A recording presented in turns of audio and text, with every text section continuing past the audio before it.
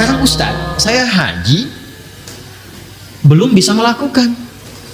Bayar sudah, visa nggak keluar misalnya. Atau belum bayar, visa juga nggak keluar. Nggak mungkin, itu memang pasti gitu ya. Belum bisa berangkat intinya. Tapi kurban pun belum punya kemampuan. Maka apa yang terjadi? Amalan ketiga. Kata Nabi, tunaikan puasa. Siyamu yaumi Arafah. Yaumnya menunjuk kepada waktu, Arafahnya menunjuk kepada momentum yang dikerjakan di Arafah oleh orang-orang yang haji. Kalau yaumnya berarti menunjuk kepada waktu, tanggal 9. Jelas ya? Dikerjakannya tanggal 9. Tapi saat menunaikan di tanggal 9 itu jangan cuma menahan lapar dan haus. Kalau seperti itu, cuma puasa biasa, tahan lapar, tahan haus, tahan seksual. Itu biasa. Kerjakan puasanya seperti orang wukuf di Arafah. Apa yang dikerjakan orang wukuf itu? Dia banyak bermuhasabah. Dia banyak mengoreksi diri.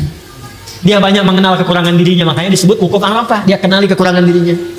Dia kenali Allah yang selama ini belum dekat dengan Allah. Jadi puasa yang dikerjakan itu sambil koreksi diri. Dosa apa yang selama ini dilakukan.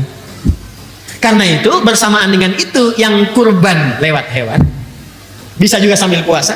Yang tidak kurban bisa puasa. Yang haji lewat wukuf. Maka puncaknya ketika selesai wukuf itu, kan ke Muzdalifah kan, yang haji, dia membawa kemudian kerikil 7 buah untuk dilontar dalam jumrah ke Aqabah. Begitu dia melontar, yang dilontar itu kan hasil renungannya tanggal 9. Saya ini sifat buruknya begini, kurang baiknya begini, kurang dekat dengan Allahnya seperti ini. Dia berharap semua sifat itu dilontar sehingga ketika dilontar hilang itu dalam dirinya dan pulang menjadi lebih baik. Maka dia katakan Bismillah ya Allahu Akbar, lontar. Bismillah ya Allahu Akbar, lontar. Setelah selesai dia wukuf di Arafah, dia pindah ke Muzdalifah, dia berzikir. Saat kita selesai dengan Arafah itu, kita puasa tanggal 9, bukankah sama-sama kita zikir? Ya kan? Maghribnya kita zikir Allahu Akbar, Allahu Akbar, Allahu Akbar. Tanggal 10 di sana melontar, tanggal 10 di sini menyembelih. Dan bacaannya sama, di sana Bismillah ya Allahu Akbar, di sini Bismillah ya Allahu Akbar. Di sana menghilangkan sifat-sifat buruk. Sifat buruk itu dalam bahasa Quran munculnya dari sifat fujur. Fujur itu nama lain dari nafsu. Nafsu itu sifat hewani, lawannya takwa. Takwa sifat malaikat. Jadi kita itu ada sifat hewani, ada sifat malaikat. Maka kita harus mengekang, mengendalikan sifat hewani supaya sifat takwanya muncul. Maka yang di sana dilakukan lewat wukuf, yang di sini digambarkan lewat menyembelih hewan. Maka dengan harapan ketika disembelih itu bukan cuma disembelih Bismillahirrahmanirrahim, puncit, bukan begitu. Bukan. Bismillahirrahmanirrahim, rasakan dengan mengalirnya darah itu, maka mengalir pula sifat-sifat hewani kita yang cenderung mengajak kepada perilaku yang buruk. Turunlah kemudian ayat itu yang sangat viral, la yanalallaha luhumuha wala dima'uha walakin lanaluhut taqwa minkum. Perhatikan kalimat akhirnya, walakin yanaluhut taqwa minkum. Yang sampai kepada Allah itu bukan dagingnya, bukan darahnya, tapi yang diterima oleh Allah ketakwaannya. Maksudnya apa?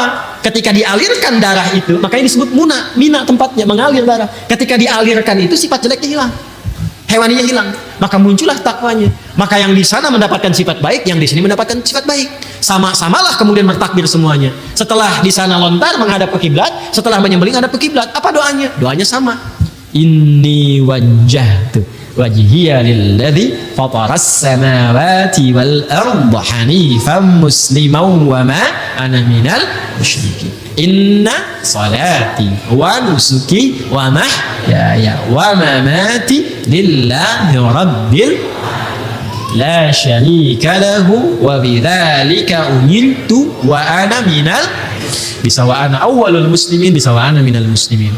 Jadi kalau kita berpuasa benar Arafahnya dengan mengoreksi diri, menyesali dan bertobat, maka Allah berkenan menggugurkan dosa-dosa itu sehingga bahasa hadisnya diampuni dosa setahun yang kebelakang itu.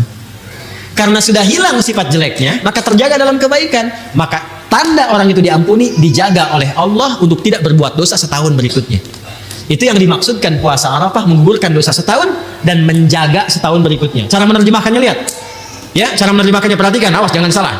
Siyamu yaumi Arafata, puasa yang ditunaikan di hari ke-9 itu bersamaan dengan momentum Arafah. Tukaffiru sanatal madiyah wal baqiyah, menggugurkan dosa setahun berlangsung ke belakang, berlalu ke belakang, dan menjaga tidak berbuat dosa setahun yang akan datang. Jangan mengartikan sama. mengampuni dosa setahun yang lalu dan setahun yang akan datang. Enak betul. Besoknya ada yang nyolong kan sendal. Kenapa nyolong? Jaminan udah puasa Arafah. Paham ya? Jelas sampai sini?